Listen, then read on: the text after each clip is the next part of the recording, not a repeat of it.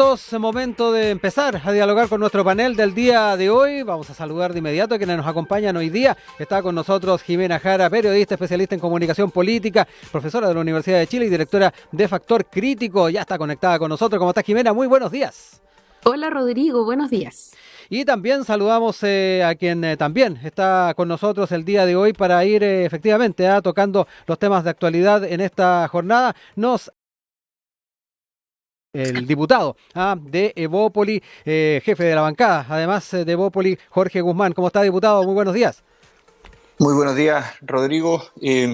Bueno, quizás no tan bueno, saludar Sí. también a Jimena.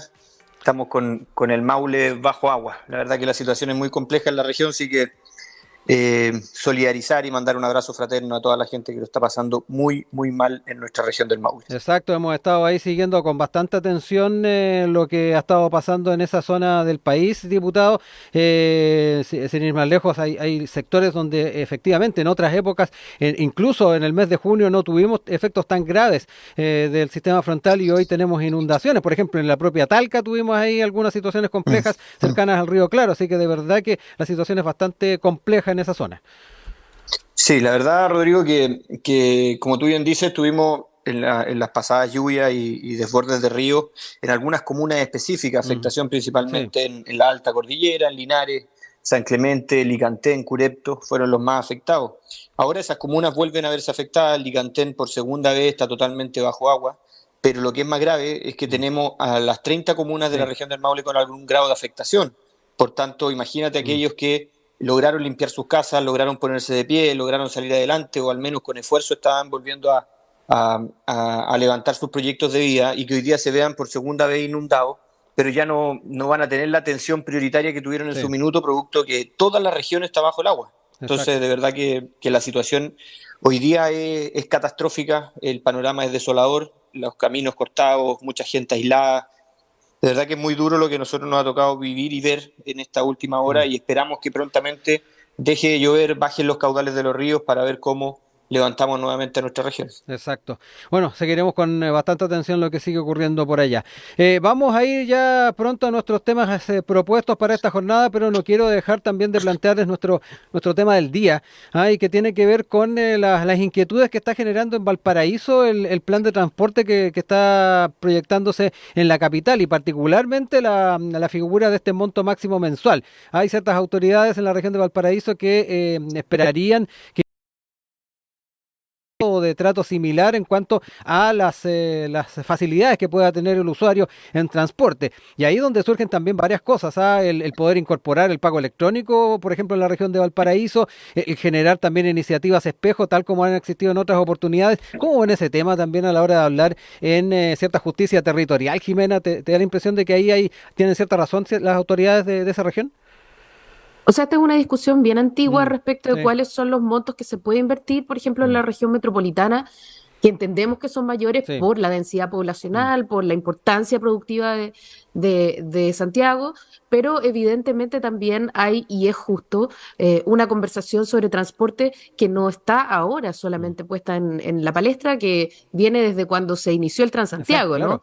Que tuvo que ser súper subsidiado y que generó una gran discusión que en ese momento llevaron parlamentarios de regiones para también aumentar los subsidios de transporte en regiones, ¿no? Entonces, hay una discusión acá que es muy compleja, que tiene que ver con este índice de responsabilidad social y con la viabilidad de los proyectos, que cuando se hace puramente económica, castiga muchísimo a regiones, ¿no? Yo creo que esa es una conversación que hay que volver a poner Mm. de manera que efectivamente la justicia territorial no se entienda solo desde densidad poblacional o desde importancia productiva, sino también se entienda desde los mínimos que tiene cada ciudadano en Sí. Chile. Diputado, también me interesa su óptica desde regiones. Estamos hablando de inquietudes que plantean de la región de Valparaíso, pero qué decir del resto del país, donde todavía me da la impresión que estamos bastante lejos de poder arribar a un pago electrónico, a poder llegar a un estándar similar a lo que ocurre, por ejemplo, en la región metropolitana. Pero le dejo ahí también la palabra para hablar un poco también de las realidades que se están viviendo en su región en este tema. Sí, la verdad, Rodrigo, que con bastante preocupación, pero también con esa sensación de injusticia que nos plantea Jimena respecto de cómo se distribuyen, cómo se asignan los recursos de nuestro país. Primero vemos a un ministro de Transporte que hace un tremendo anuncio, ya uno que va en referencia al aumento del costo del pasaje, pero ojo que el alza fue de 10 pesos, sin perjuicio que el comité de expertos había pedido o había señalado que lo que se necesitaba eran 20 pesos, por tanto el Estado ya está subsidiando 10 pesos adicionales. Después nos dice que el monto mensual a pagar máximo para una persona en la región metropolitana va a ser de 38.000 pesos, cosa que no ocurre en regiones. Después nos dice que se van a incorporar. También se agrega que se van a invertir algo de 6.000 millones en buses de 2 pisos, más 4.000 millones en buses nuevos dentro del sistema en la región metropolitana. Todos de ellos, además, que son buses eléctricos, otros de bajas emisiones. Y además agregan después que se va a hacer una inversión adicional de metro para llegar a distintas zonas de la capital. Entonces, de verdad que cuando uno ve que toda la inversión pública en materia de transporte y que va en la línea de modernizar, de mejorar, de atender de forma eficiente el transporte público, se radica en la región metropolitana, sin duda que sentimos rabia y también vemos esa injusticia territorial en cómo desarrollamos al resto de las regiones. Y aquí no hablo solamente por la región del Maule, sino que hablo por 15 regiones que se ven postergadas en la inversión pública en materia de transporte. Entonces, ahora sí me voy a enfocar en la región del Maule, uno ve un transporte público que no existe porque es transporte privado. Y como es transporte privado, no hay asistencia del Estado, no hay apoyo más allá de lo que hacen los gobiernos regionales a través de los proyectos de chatarrización. Pero claramente no tenemos un plan, no tenemos una línea de inversión, no tenemos un desarrollo, no tenemos claridad. Entonces, ¿qué pasa cuando el transporte público no funciona en distintas partes de Chile? La gente empieza a recurrir al vehículo y con eso afectar el transporte de todas las personas porque hay mayor cuestión que no hay un plan. Y aquí nosotros, y de hecho lo hice el día de ayer, presentamos un oficio de fiscalización al Ministerio de Transporte para tener claridad de todo lo que se está invirtiendo en la región metropolitana. Hemos enviado también una carta de reclamo al ministro, haciéndole ver esta falta de justicia territorial en lo que significa la inversión respecto de los recursos de todos los chilenos en materia de transporte público. Nuevamente se postergan las regiones y se favorece considerablemente a la región metropolitana. Una consulta y un tema que queremos que también lo comenten en nuestras redes sociales y nuestro WhatsApp, nuestros seguidores y auditores en Radio USACH y además en nuestras señales tanto de televisión digital como de internet. Nos vamos a los temas propuestos de inmediato, mientras ahí estamos a la expectativa de cómo también interactúan con nosotros nuestros auditores y nos quedamos con estos llamados que se están haciendo también a cuidar nuestra convivencia. De hecho, ayer era nuestro tema del día, las palabras del presidente Boric en el marco del aniversario del natalicio de Bernardo Higgins, donde llamaba entonces a cuidar la libertad y la democracia, a propósito de muchos de los planteamientos que hizo Higgins en su momento. Esto ha ido también de la mano con la preocupación que han planteado algunas personas vinculadas a la política, en este caso exmandatarios, respecto también a lo que se está observando en nuestro país y muchas veces enfocado también en lo que se está dialogando al alero del Consejo Constitucional.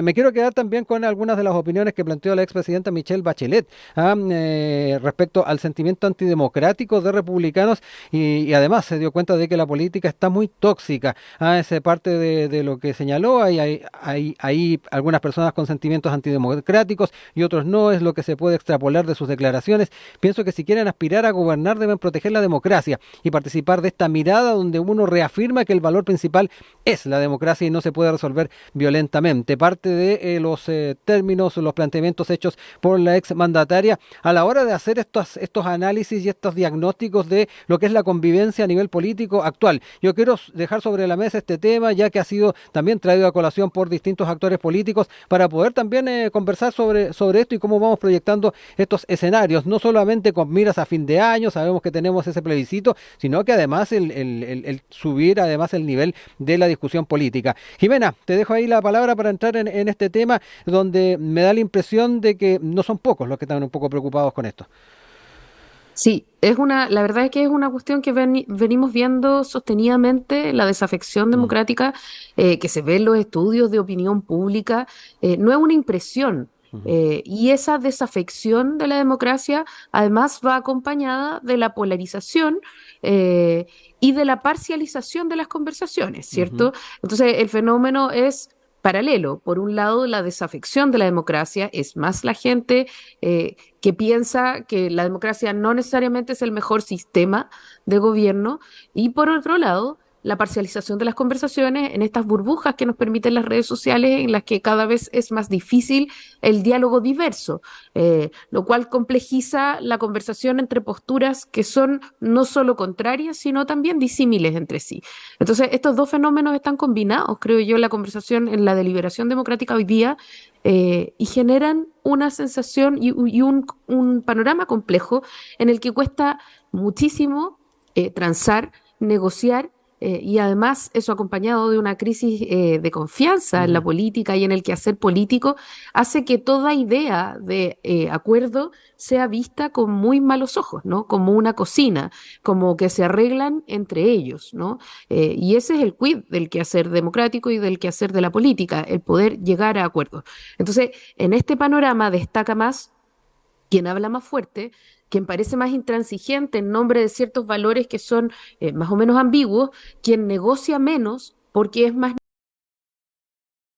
para una ciudadanía que lo ve, ¿cierto? Ujú. Y por lo tanto, emociones como la rabia cunden mucho, reditúan mucho. Y esto es algo que no está pasando solo acá en Chile, sino que está pasando en todo el mundo.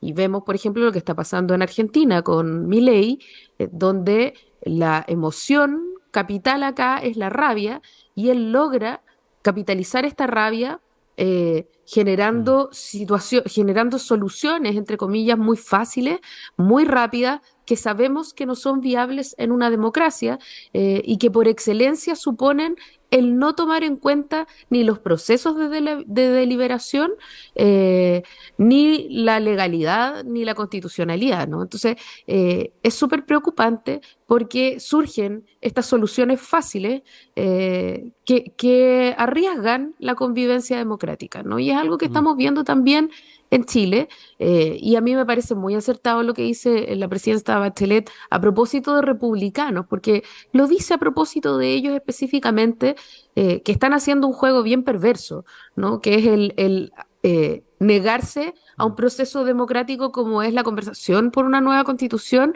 pero al mismo tiempo participar de esa conversación, toxicándola desde Mm. adentro. Luego logran, a partir de sus formas de propaganda, ser elegidos, ¿no? Y a propósito del descontento con las formas políticas tradicionales, ser elegidos, llevar el pandero, digamos, en esta conversación y teñir esta conversación de sus propias demandas identitarias. Ujú. Entonces, de nuevo, estamos entrampados en un proceso constituyente con visos identitarios y que no sabemos dónde va a terminar. Entonces, yo le encuentro razón a la presidenta. Hay acá un cuidado por la democracia que no estamos profesando, pero que también le cae a la política tradicional desde la lógica no solo de cuidar las Sí. formas de hacer democracia, sino también de validar la política como forma de solución. Ujú. Diputado, ¿nota también algunos visos de toxicidad, tal como lo ha planteado la presidenta en torno al debate y cierta discusión política? Y Jimena también traía a colación lo que está ocurriendo ahí al otro lado de la cordillera, con las Ujú. posiciones que ha estado asumiendo el candidato Milei, que en en las primarias, tuvo un gran apoyo a nivel del electorado argentino, capitalizando ahí lo que se llama el voto bronca en la Argentina, y que de repente hace bastante sentido a la hora de pensar en la exacerbación de ciertos sentimientos a la hora de tratar de llegar al electorado. ¿Cómo lo ve, diputado? Sí, y de hecho voy a partir, Rodrigo, con una frase que no es mía, pero se la ¿Ya? escuché a un analista político de Argentina que decía: Milei tiene giro de demolición y lo explota de buena forma, pero el giro de construcción aún no lo demuestra, no lo Lo plantea. dijo el profesor Pablo Lacosta acá en nuestro programa, profesor de la Universidad de Santiago. Mire, entonces, y lo comparto. Mm. Yo creo que hoy día es súper fácil destruir y poco fácil o poco sencillo plantear reformas, propuestas, ideas que en definitiva nos permitan resolver los problemas, pero de forma seria. Yo Ujú. bien comparto lo que dice Jimena, que es súper fácil hacer una especie de populismo desde la oposición o desde la óptica de aquellos que no tienen la administración, porque cuando les toca administrar las cosas son muy distintas. Y eso también lo hemos visto en Chile y lo estamos viendo hoy día con el Partido Republicano, y en eso comparto la impresión de la presidenta, que de repente tiene un giro de demolición bien desarrollado, que justamente le habla a los extremos, que lleva la discusión justamente ahí, y los que no están ahí entonces son traicioneros, son blandos, etcétera, como nos han denominado en algunas oportunidades que hemos pactado con el gobierno algunos temas, porque sí creemos en la democracia, porque sí creemos en el diálogo. Pero esa crítica que la presidenta Bachelet le hace al Partido Republicano, yo creo que también debe hacérsela a aquellos que representan la misma forma de hacer política, pero en el sentido contrario. Y me refiero a aquellos que usaron la crítica destructiva para llegar al gobierno, y que cuando llegaron al gobierno se dieron cuenta que administrar es muy distinto a plantear soluciones mágicas desde la oposición. Y me refiero particularmente al presidente Boric, a sus ministros, que cuando estuvieron en la oposición también plantearon soluciones mágicas a problemas complejos. Y cuando tú te enfrentas a dificultades y a problemas difíciles, tienes que plantear respuestas serias. Acuérdense que ellos impulsaron los retiros de la AFP, y cuando les tocó administrar dijeron, bueno, estas son malas políticas públicas. Entonces, yo creo que aquí, primero, valido que se esté condenando esa forma de hacer política, pero también creo que es muy importante establecer cierta coherencia. Y si vamos a condenar el actuar destructivo de eventualmente un partido político, hagámoslo de todos los partidos políticos. Hoy día, en el contexto del proceso constitucional, vimos también a algunos que trataron de refundar Chile. Cuando les tocó, cuando tuvieron la oportunidad de construir una propuesta constitucional, ellos la plantearon desde la perspectiva de la refundación del país. El 70% de los chilenos le dijo, no estamos de acuerdo con esa forma de hacer política y de esa forma de construir una constitución para Chile. Y en vez de decir, ¿sabéis qué? Cometimos un error, muchos de ellos siguen diciendo que eso sí estuvo a la altura, incluso llamando al movimiento social nuevamente a las calles para efecto de iniciar un nuevo proceso constitucional. Entonces, nosotros condenamos a todos aquellos que hacen la política destructiva, que no entienden la política del diálogo, que no entienden que hay que construir iniciativas responsables para el futuro de Chile, sea que esté en la extrema derecha, como el caso del Partido Republicano, o en la extrema izquierda, como el Partido Comunista, el Frente Amplio, y aquellos partidos que en definitiva han liderado estas ideas refundacionales para nuestro país. Jimena, han faltado gestos también de otros sectores políticos a propósito de lo que plantea el diputado de las posiciones que quienes son gobierno actualmente, o buena parte de los quienes son gobierno actualmente, expresaron en un momento dado, y yo creo que me estoy centrando principalmente en la época más crítica del segundo gobierno del presidente Piñera. Yo creo que el presidente Boric, por ejemplo, ha sido bastante explícito en manifestar que tuvo conductas que hoy día él considera erradas, y en redoblar sus compromisos con la democracia, ¿no? Yo creo que efectivamente hubo un momento particularmente crítico, también hubo un momento particularmente crítico en la política en general, ¿no? Donde se exacerbaron los ánimos y todo el mundo dijo cosas un poco termocéfalas. Pero tengo la impresión de que el presidente ha sido bien explícito en decir que la crítica en algunos momentos fue injusta, en hacer gestos hacia el presidente Piñera, por ejemplo, de reconocimiento. Es el único presidente de la República que cuando corona, por ejemplo, un proceso de política pública, reconoce a todos quienes estuvieron detrás, ¿no? Dice, esto es algo que se hace desde el Estado, aquí estuvo el presidente Piñera, aquí estuvo la presidenta Bachelet. Entonces, tengo yo la impresión de que hay bastante, al menos honestidad intelectual de parte del presidente, no así necesariamente de todo el sector que el presidente representa, de reconocer que es importante el diálogo y que algunas críticas fueron demasiado vehementes y pudieron haber causado daño a la democracia. Ahora, lo que pasó con el proceso constituyente, creo yo, es distinto porque había una fragmentación muy grande y había listas de independientes, que no es lo mismo que la política hecha desde los partidos políticos. Independiente de eso, que yo creo que se explica también a partir de esta fragmentación, creo que Chile tendría que haber aprendido estas lecciones, ¿no? Y más allá de decir que, pucha, antes fueron ellos, ahora son estos otros, la tarea es común, porque cuando la gente mira la política y mira estas formas mezquinas de hacer política, no hace tantas distinciones entre partidos, ¿cierto? De la misma manera que cuando mira la corrupción, la gente siente que la política está corrupta, no que hay partidos más proclives a la corrupción, ¿no? Eso lo vemos quienes somos como más yonkis de la política, quienes estamos en el día a día, pero la mayoría de la gente entiende que lo que se desacredita es la política, son los partidos en general, son las formas de hacer política y por lo tanto están más dispuestos a escuchar a estos advenedizos que vienen a generar soluciones populistas y rápidas. Entonces, me parece que tiene razón el diputado Guzmán en el sentido de que no solo republicanos desacredita las formas de hacer democracia y deliberación, pero creo que es un pobre consuelo en el sentido de que el mensaje que recibe la ciudadanía es un mensaje que procesa de manera pareja y que nos pega a todos quienes estamos en la política. Diputado, junto con comentar también parte de lo ya señalado por Jimena en su reciente intervención, usted hacía alusión a que a veces a su sector lo tildan de blandos a la hora de ir en algunos aspectos generando ciertos consensos y ciertos acercamientos con el oficialismo. Frente a ello y a propósito de la crítica que surge a los sectores republicanos, ¿por dónde van también los caminos que tienen que llevar colectividades como la suya a la hora de contribuir en el debate, y no solamente centrándonos en algo más general, que es el debate diario político, que de seguro también usted lo puede notar en la discusión parlamentaria, sino que además mirando el proceso constitucional, donde sabemos se han generado ciertas enmiendas, en algunos casos han sido suscritas por Evópoli y otras no. ¿Cómo ve también el rol que tiene un partido como el suyo ahí? Oye, primero me gustó mucho lo que dijo Jimena respecto a termocefálico. Termocefálico. Me gustó, ¿verdad? Acá en el Maule le diríamos Termocéfalos, claro. termocéfalos, cabeza caliente le diríamos nosotros. Pero bueno. Claro.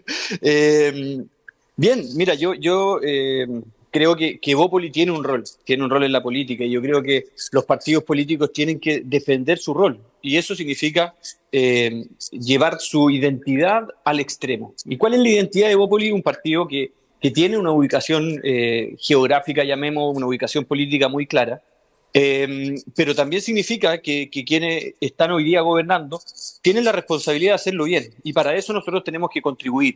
Nos podrán catalogar de blandos, nos podrán decir que somos que negociamos con el gobierno, pero creemos que eso es lo que justamente tenemos que validar. De lo contrario pasa que tenemos estos individuos, no sé cómo denominarlos, que en definitiva gritan más fuerte, y a través del grito más fuerte, de la condena tajante, de la no disposición, empiezan a ganar adeptos. Y eso le hace muy mal a los países. Nosotros hemos sido, desde nuestra perspectiva, críticos de aquellos que creen que tienen soluciones mágicas. Y la verdad que, si bien es cierto, comparto que el presidente ha señalado en varias ocasiones que en definitiva hicieron una mala oposición, que estuvieron dispuestos a presentar acusaciones constitucionales a diestra y siniestra, que además acusaron constitucionalmente al propio presidente de la República, que motivaron un movimiento social incluso desde la perspectiva de una especie de destrucción de la democracia para sacar a un presidente electo, algunos lo han planteado así. Yo creo que el premio para esa persona que en definitiva usó estas formas de hacer política fue muy grande. Hoy día gobierna. Entonces el incentivo para aquellos que están en la oposición hoy día también es grande. O sea, nosotros, el que grita más fuerte, el que es más crítico, el que es más duro, quizás va a llegar un día a gobernar.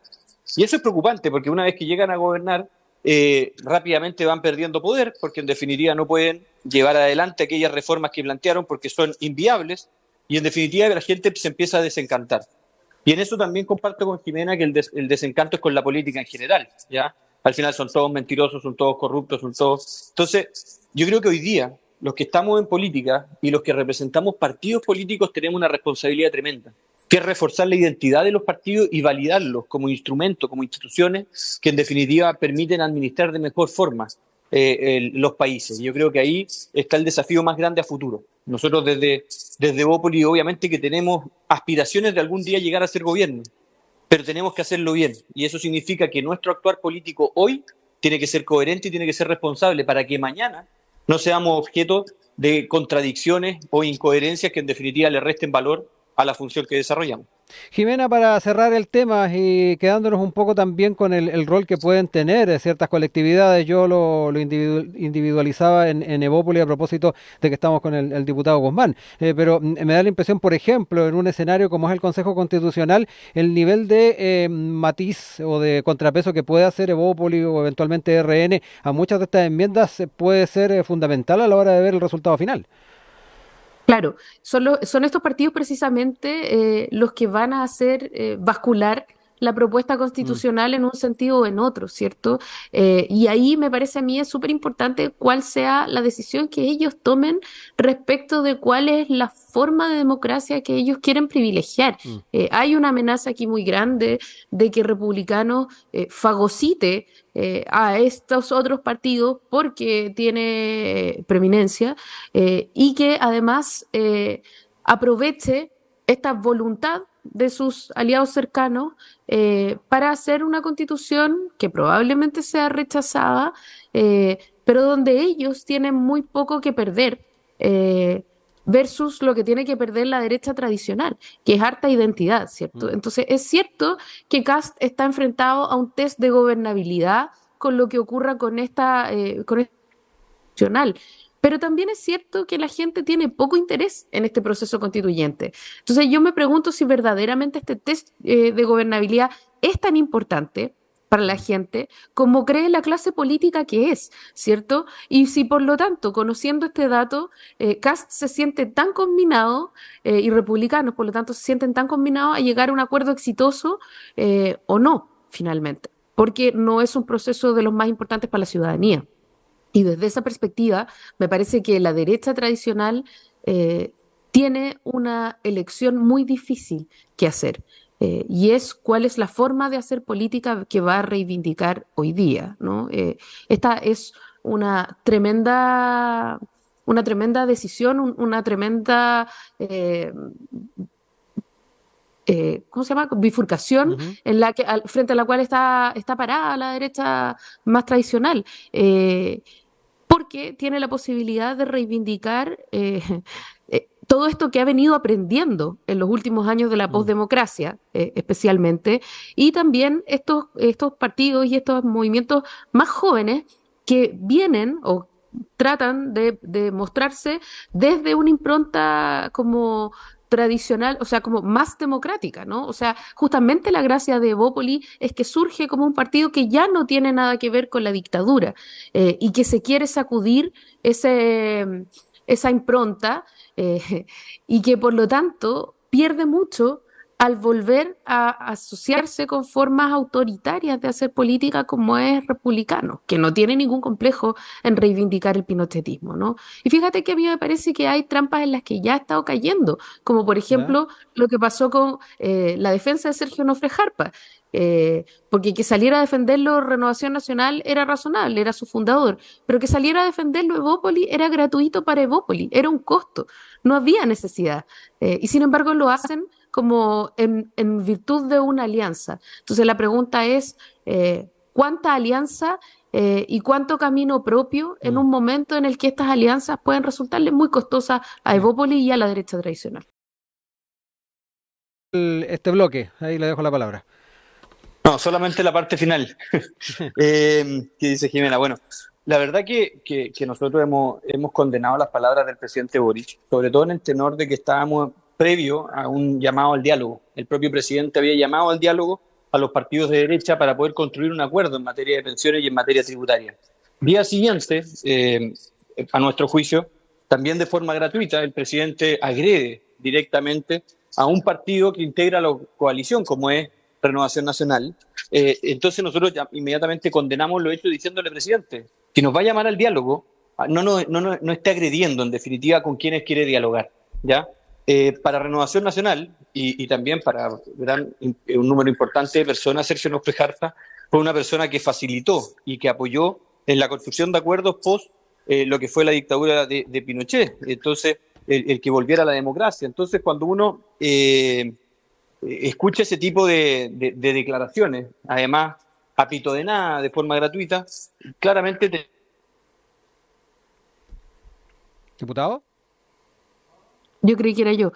No, se nos fue la señal ahí del diputado Guzmán. Vamos a tratar de mejorarla para ir retomando después entonces la conversación. Vamos. 9 de la mañana con 42 minutos. Estamos nuevamente con ustedes acá en Enlace USACH junto a nuestros panelistas del día de hoy. Jimena Jara, periodista especialista en comunicación política, directora de Factor Crítico, también el diputado, subjefe de bancada de Bópoli, Jorge Guzmán. Diputado, voy a partir con usted porque nos quedó ahí pendiente parte de lo que nos estaba señalando. Particularmente estaba centrándose en el tema de las declaraciones del presidente Boric respecto a Sergio Onofre Jarpe y cómo eso, a puertas de venirse un diálogo importante, eran perjudiciales. Ahí quedamos para que pueda cerrar la idea. Sí, solamente destacar que en definitiva nosotros le decíamos al presidente, si nos va a llamar al diálogo un día, al día siguiente que no ataque, que no golpee, que no ofenda particularmente a un partido que es parte del diálogo, como es Renovación Nacional. Y solamente para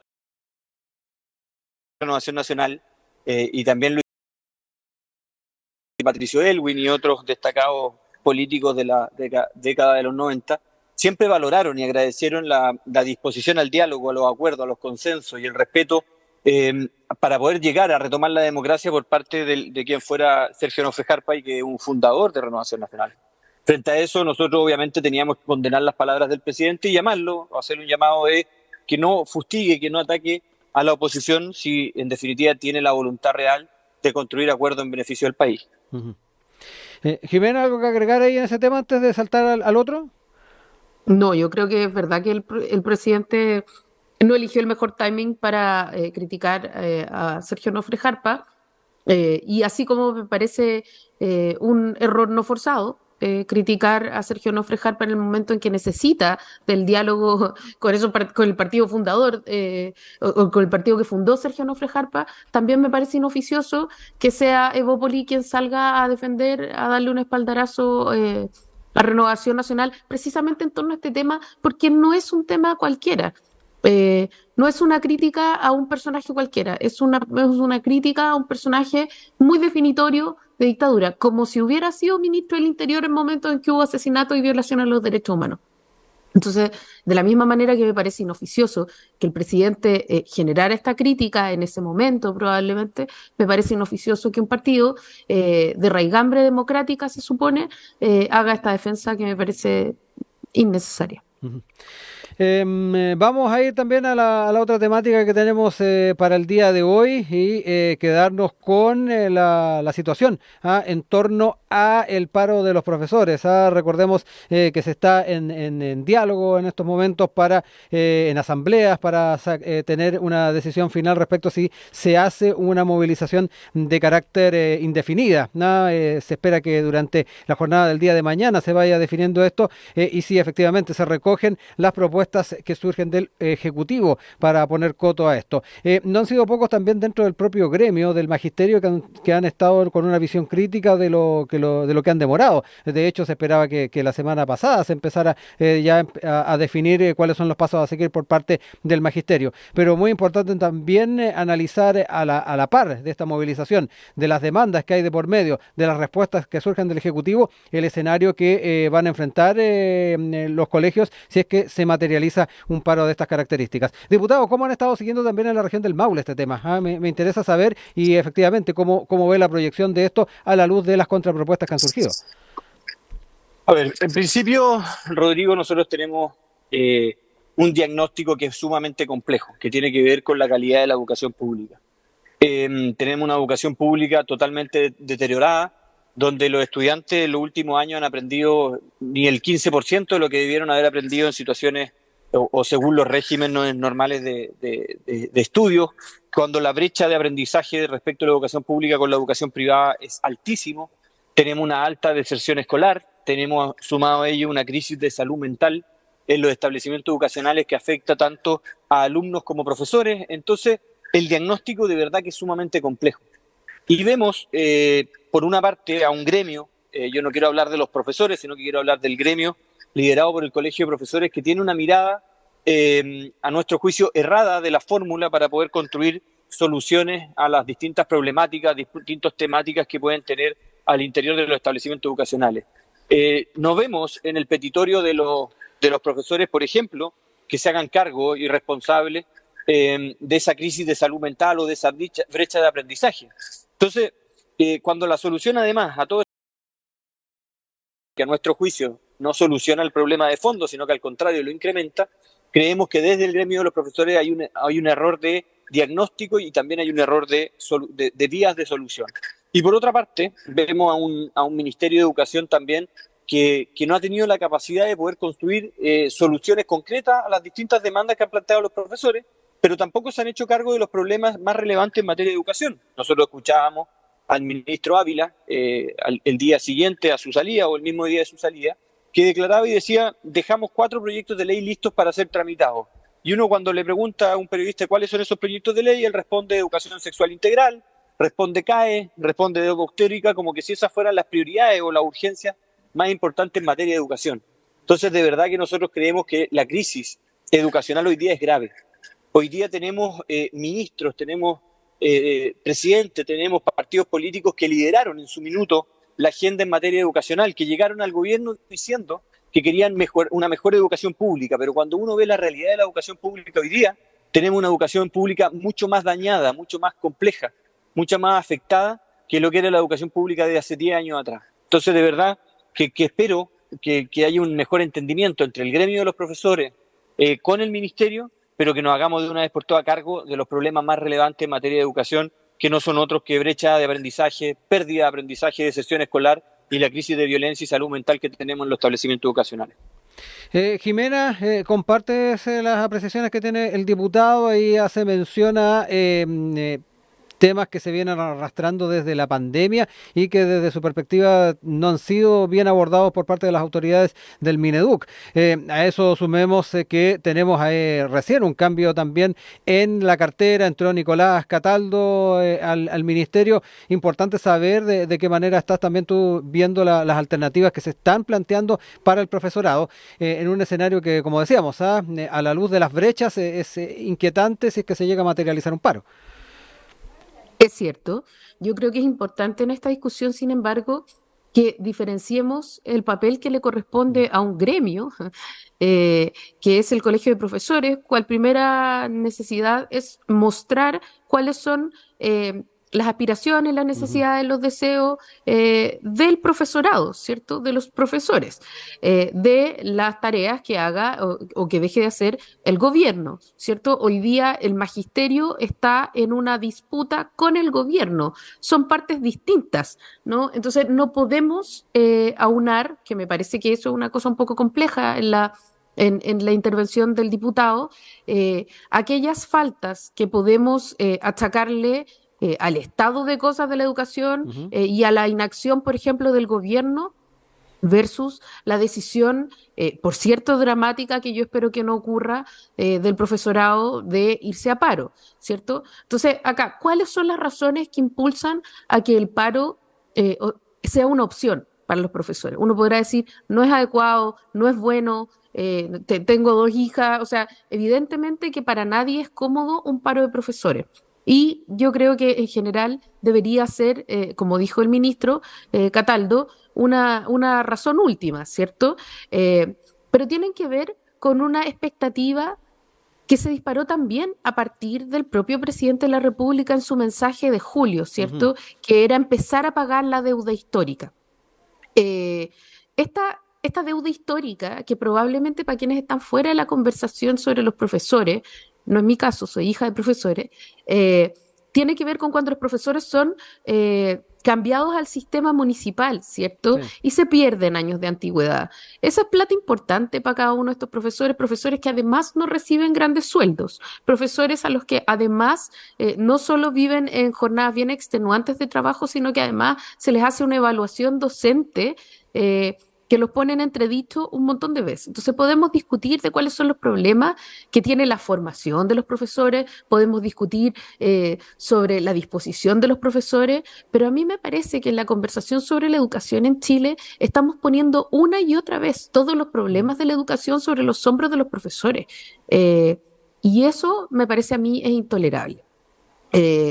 Evidentemente que hay tareas que asumir en materia de convivencia escolar que son gravísimas y que le corresponden al gobierno, porque ahí los profesores son parte expuesta no son quienes están moviendo la violencia escolar o quienes la están tolerando, son quienes la están sufriendo, ¿cierto? Entonces, ¿cuál es el rol que le corresponde al gobierno en esa conversación y en esa prevención? ¿Cuál es la tarea que le corresponde a los sostenedores de colegios subvencionados en el cuidado en contra de esa violencia escolar, ¿cierto? Y conversaciones que son mucho más amplias de sociedad respecto de cómo solucionar las grandes brechas de educación que además traen la deserción y que no se explican solo por ir o no ir a clases, sino que se explican también por modelos de educación en los que los profesores son una pieza fundamental, pero no pueden ser los únicos responsables. Entonces, en esta conversación,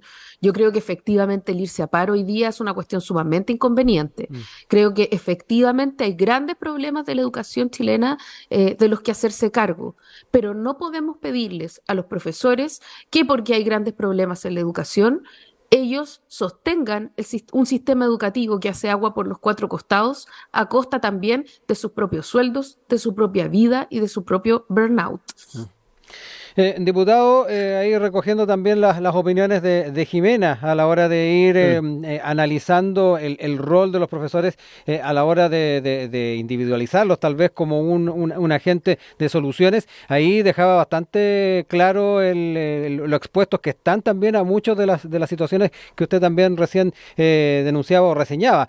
Hablemos también en esa misma dinámica, ir definiendo bien cuáles son las responsabilidades que hay de por medio, y quiero también aprovechar ahí ya que lo mencionaba en el anterior momento en que le daba la palabra a Jimena, el rol de Nicolás Cataldo en este mismo escenario, que ha sido también catalogado como un experto por parte del Ejecutivo, que ha tenido su paso por el Ministerio de Educación y que a su vez ha tenido visiones bastante disímiles en los sectores políticos. Desde la oposición han sido críticos en su llegada al Ministerio.